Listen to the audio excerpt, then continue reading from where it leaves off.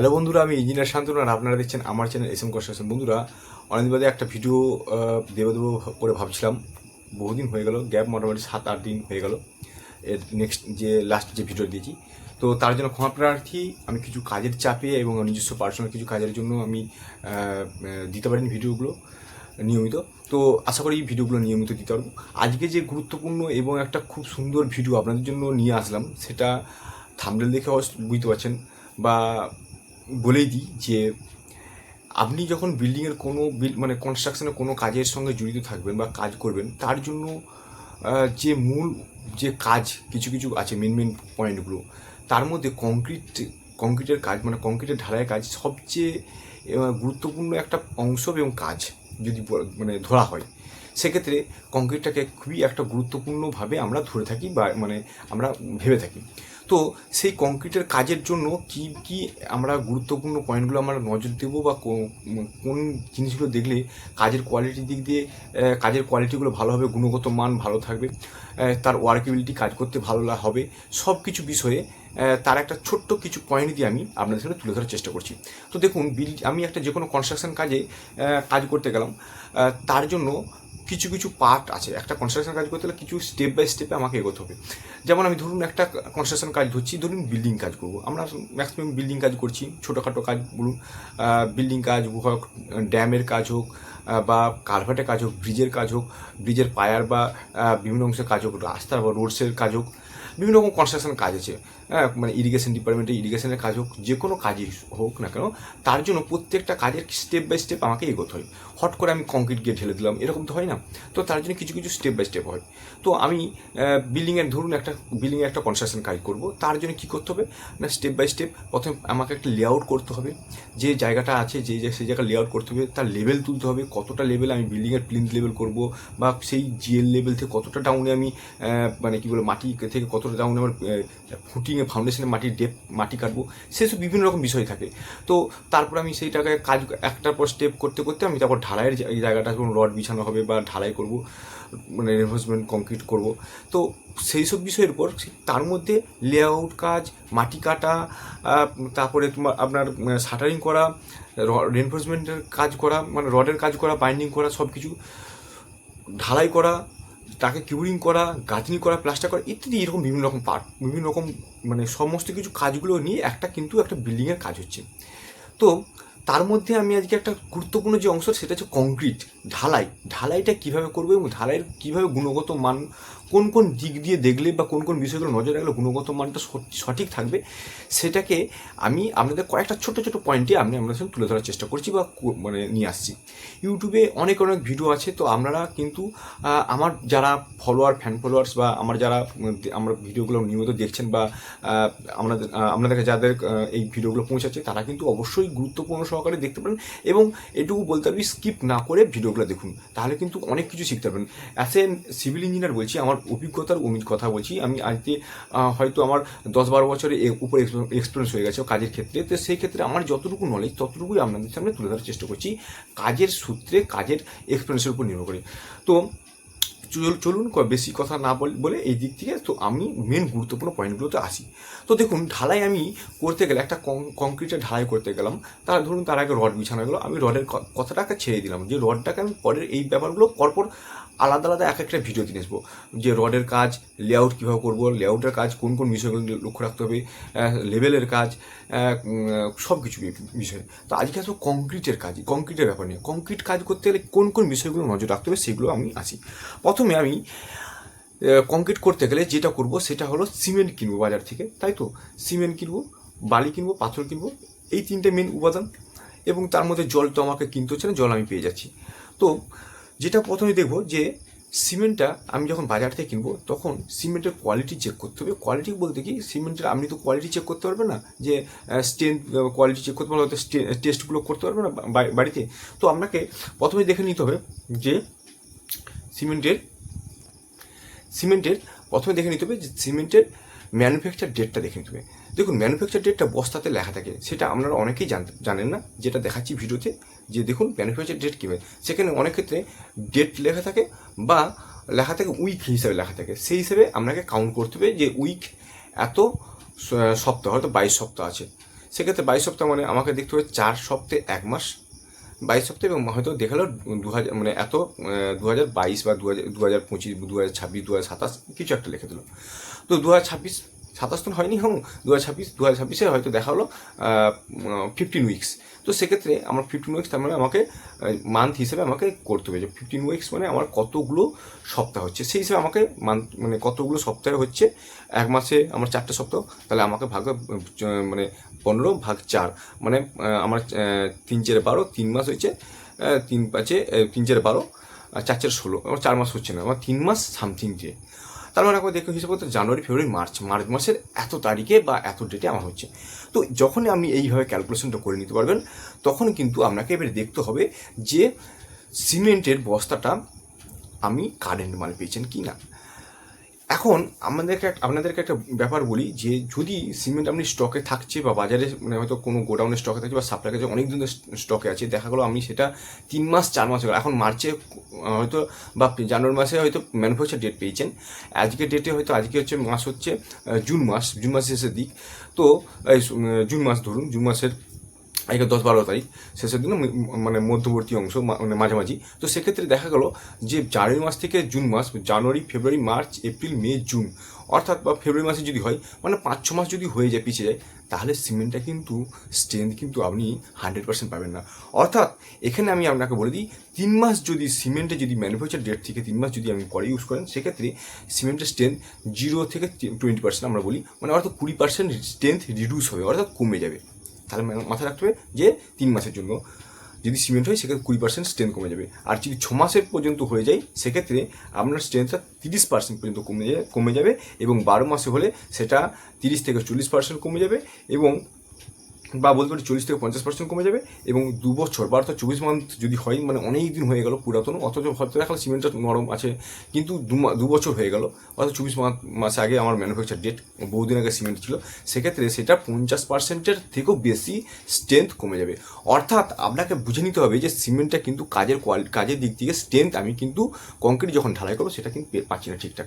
অর্থাৎ আপনাকে মাথায় রাখতে হবে কারেন্ট মাল পাচ্ছেন কিনা, সিমেন্টের বস্তাতে কারেন্ট ডেট লেখা আছে কিনা, সেই হিসেবেই আমরা কিন্তু মানে ওই সিমেন্টটাকে ইউজ করতে কংক্রিটে। তাহলে কংক্রিটের কোয়ালিটি কিন্তু, স্ট্রেংথ কিন্তু আপনি যথেষ্ট পরিমাণে পাবেন, ঠিকঠাক পাবেন। অর্থাৎ মেটেরিয়ালের দিক দিয়ে সিমেন্টটাকে আমি পেয়ে গেলেন, ঠিকঠাক পাচ্ছেন কিনা সেটা দেখে নেন। এরপর অনেক কিছু সিমেন্টের টেস্ট আছে, ফিজিক্যাল টেস্ট বা কেমিক্যাল টেস্ট, সেগুলো আমি কিচ্ছু বলছি না এখন, জাস্ট আপনাকে এইগুলো দেখতে হবে কিছু জিনিস দেখার জন্য। তো এরপর আমি মেটালসের দিক দিয়ে স্যান্ডের দিক দিয়ে চলেছি। দেখুন, স্যান্ডের দিক থেকে আপনাকে কোয়ালিটি চেক করতে হবে কীরকম। খালি চোখে যেটা দেখবেন যে স্যান্ডের মধ্যে কোনো কাদা বালি আছে কিনা, বেশি কাদা বালি থাকলে সেটা নেবেন না সাপ্লাই কাছ থেকে, বা যদি সাইটে কাজ করতে করতে আমরা দেখলাম কাদা বালি প্রচুর হয়ে গেছে, সেটাকে ইউজ যতটা কম করবেন সেটা দেখবেন। অর্থাৎ 8% যদি মানে কাদা যদি থাকে, সেক্ষেত্রে কিন্তু স্যান্ডের সেটাকে রিজেক্টেড হিসেবে আমি বলবো যে কাজ করাবেন না। তাহলে কী হবে, বন্ডিং হবে না, সিমেন্টের সঙ্গে কংক্রিটের সঙ্গে বন্ডিং হবে না, সেক্ষেত্রে কাজটা খুব বাজে কোয়ালিটির কাজ হবে। এবং স্যান্ডের মধ্যে পাতা বা কোনো ইম্পিউরিটি, মানে অর্গানিক ইম্পিউরিটিস যেটা বলছি, পাতা বা ঘাস জাতীয় কোনো জিনিস আছে কিনা সেগুলো নজর রাখবো, সেগুলোকে বাছাই করে ফেলে দিতে হবে। তা নাহলে কিন্তু ওইগুলো কিন্তু খুবই ক্ষতিকারক একটা হিসেবে কাজ হবে, মানে ওইটা বন্ডিংয়ের ক্ষেত্রে ভয়ের থেকে যাবে, একমাত্র বন্ডিং কিন্তু কোনো মতে হবে না। এইগুলোও দেখতে হবে। বালির দানা যদি আপনি ঢালাই করছেন, তাহলে বালির দানা কোর্স স্যান্ড হচ্ছে কিনা, অর্থাৎ একটু মোটা দানা হচ্ছে কিনা সেটা দেখুন। পাতলা বালি দিলে হবে না, পাতলা বালি কিসের, প্লাস্টার বা ব্রিকওয়ার্সের ক্ষেত্রে হয়তো, বা যেটা মিহি বালি যেটা, সেটাকে আমি ফাইন স্যান্ড যেটা বলছি বা মিডিয়াম স্যান্ড, হ্যাঁ, সেটাকে আমি ইউজ করতে পারবেন। অর্থাৎ এইগুলো কিন্তু নজর দিতে হবে। এরপরে বলতে পারি যে ক্লোরাইড আছে কিনা সেটাও লক্ষ্য রাখবে। অর্থাৎ যদি বেশি ক্লোরাইড থাকে তাহলে কী হবে, সেটা আমাদের লবণাক্তর ভাবটা বেশি থাকে, অর্থাৎ কংক্রিটের মধ্যে লবণাক্ত ভাব হয়ে যাবে, আবার রডগুলোকে মরচে ধরার চেষ্টা করবে, মানে সাহায্য করবে। এই হলো বালির ক্ষেত্রে, এগুলো কিন্তু দেখে নেবেন। তারপরে আসি পাথরের ক্ষেত্রে। পাথর কিন্তু আপনাকে দেখতে, পাথরের ক্ষেত্রেও সেম জিনিস, পাথরেও আপনাকে মানে পাথরের মধ্যে কাদা বা ধুলোবালি কিছু আছে কিনা সেগুলো দেখে নিতে হবে। পাথরে যদি বেশি ধুলোবালি কাদা থাকে, সেগুলো স্প্রে করে, জল দিয়ে স্প্রে করে ধুয়ে নিন, তাহলে কিন্তু সেটা পরিষ্কার হয়ে যাবে। এবং সেটা কিন্তু আপনাকে নজর দিতে হবে যে পাথরে কাদাবালি আছে কিনা। এবং পাতা বা কিছু ঘাস জাতীয় জিনিস থাকলে সেগুলোকে সরিয়ে ফেলতে হবে, পরিষ্কার করে নিতে হবে ইয়েকে। এবং পাথরের যে সাইজ, সেটা 5-8 বা 20 mm ডাউন, যেটা বলছি 5-8 বা 20 mm ডাউন, সেটাই সাধারণত কনস্ট্রাকশন কাজে আমরা ইউজ করব। বেশি ওভার সাইজে পাথর কিন্তু ইউজ না করাই ভালো।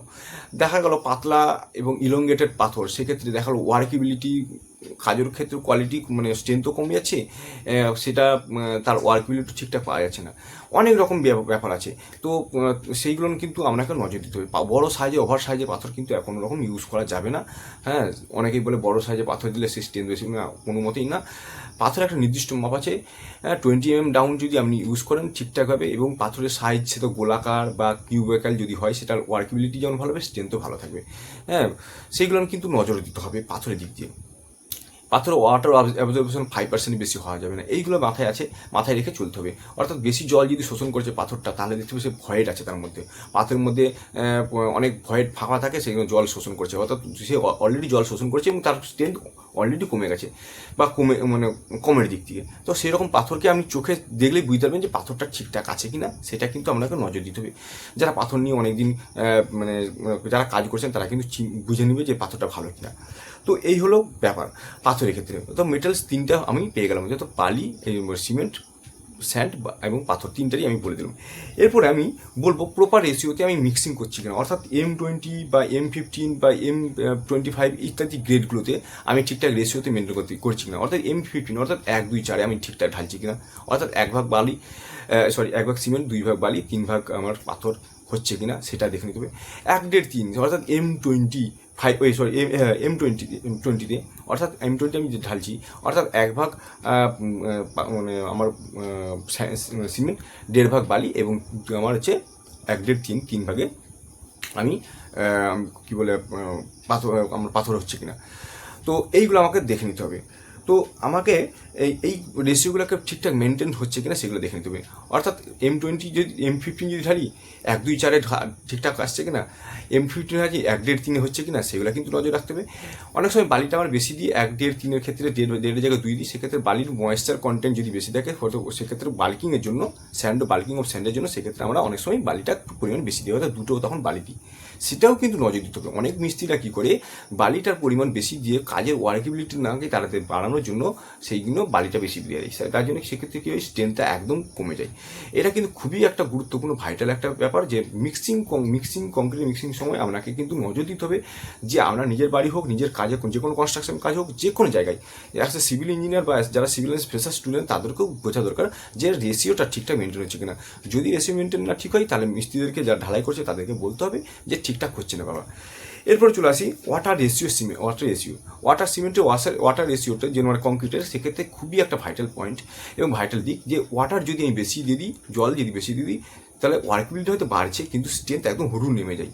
এটা কিন্তু পরীক্ষণীয়, এবং এটা একটা গ্রাফ আছে, এটা অনেক কিছু একটা ব্যাপার আছে, অ্যাব্রাহামস ল একটা ব্যাপার আছে। তো কারণ এর জেল যে তৈরি হচ্ছে, ওয়াটার সিমেন্ট মানে জল যখন মিশাচ্ছি সিমেন্টের সঙ্গে, জেল একটা তৈরি হচ্ছে, হ্যাঁ, CHS জেল একটা তৈরি হচ্ছে, যেটা হাইড্রেশন প্রসেসে একটা কাজ হয়।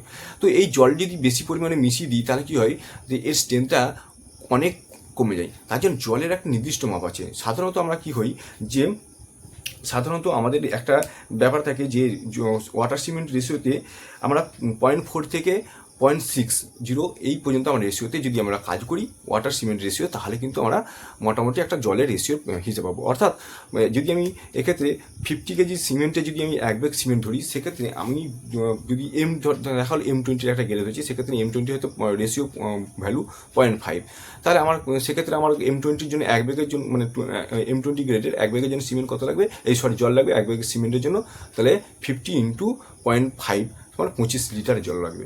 অর্থাৎ এইভাবে কিন্তু আমাকে ক্যালকুলেশন করে বের করতে হবে। অর্থাৎ 25 লিটারের বেশি আমি কিন্তু জল দেবো না, চেষ্টা করব ওই মধ্যে জলটা রাখার। বেশি জল দিলে 30 লিটার 40 লিটার জল দিয়ে দিলাম, হঠাৎ করে মিস্ত্রিরা জল ঢেলে দিল হ্যান্ড মিক্সিং যখন করছে, সেক্ষেত্রে আমার যেহেতু নমিনাল মিক্স হচ্ছে, সেক্ষেত্রে আমার জল যদি বেশি পরিমাণ দিয়ে দিই, তাহলে কি স্ট্রেংথটা কমে যাচ্ছে। তো এইগুলো কিন্তু ধ্যান দিতে হবে এবং লক্ষ্য রাখতে হবে। তো ওয়াটার সিমেন্ট খুবই একটা ভাইটাল পয়েন্ট। অনেকের মধ্যেই ভ্রান্ত ধারণা থাকে যে জল মিশিয়ে দিলাম ভালো কাজ হচ্ছে, আমার ভালো কমপ্লেকশন হচ্ছে, মশলাটা চারিদিকে ছড়িয়ে যাচ্ছে, বেশি কষ্ট করতে হচ্ছে না।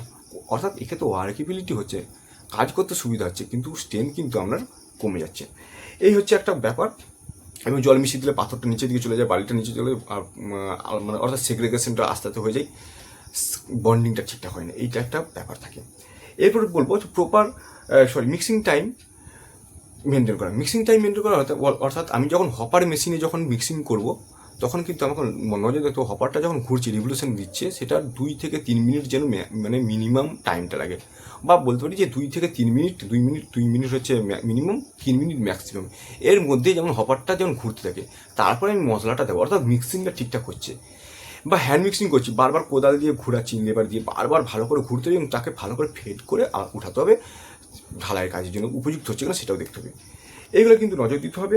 প্রপার ভাইব্রেটর হচ্ছে কিনা সেটা দেখতে হবে, অর্থাৎ নজেল ভাইব্রেটরের বিভিন্ন রকম ভ্যালু আছে, যেমন 20 40 60 এসব আছে, অর্থাৎ এগুলো ডায়া, অর্থাৎ নজেলের ডায়া, সেগুলো কোথায় কোথায় ইউজ করতে সেটা দেখতে হবে। আমি কলামের মধ্যে আমি 60 এর আমি একটা নজেল ঢুকিয়ে দিলাম, হরহর করে সে কলামটা মানে কী হবে, মানে শার্টেনটা খুলে যেতে পারে। কিংবা আমি একটা কী বলে ঢালাইয়ের মধ্যে মানে বড় একটা ফাউন্ডেশন ঢালাইয়ের মধ্যে মানে 20 যে ভাইব্রেটর সেটা দিচ্ছি নজেলটা, সেটা কিন্তু কাজ হবে না, ভাইব্রেশনটা হচ্ছে না, সেখানে 40 বা 60 চালাতে হবে। এই ব্যাপারগুলো নজর দিতে হবে, এগুলো মাথায় রাখতে হবে। যারা মিস্ত্রি তারাও কিন্তু নজর দেয়, বা অনেক সময় ভুল করে, হয়তো ভুলবশত অন্য নজল নিয়ে চলে এসে সেটা কিন্তু প্রপার ভাইব্রেশন হচ্ছে না। প্রপার ভাইব্রেশন না হওয়ার জন্য, ভয়েড থেকে যাওয়ার জন্য অনেক ওখানে কী হয় যে ভয়েড থেকে যাওয়ার জন্য জল তো প্রবেশ করছে, সেক্ষেত্রে মরচে লাগছে রডে এবং তার স্ট্রেংথ বহু গুণ কমে যাচ্ছে। তার জন্য কী করতে হয়, এই কংক্রিটের ঠিকঠাক মানে স্ট্রেংথ আসছে কিনা আমাকে কিউব টেস্ট করতে হয়। এগুলো একটা ব্যাপার আছে, এই কিউব টেস্ট নিয়ে বড় একটা ভিডিও পরে নিয়ে আসবো, যেটা খুবই ইম্পর্টেন্ট।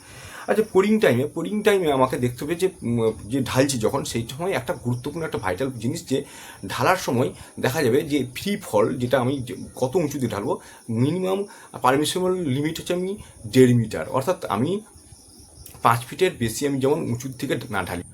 অর্থাৎ আপনাকে কংক্রিটের ওই মশলাটি ফেলতে হলে 3 থেকে 4 ফিট বা 5 ফিটের মধ্যে উঁচু থেকে ফেলতে হবে।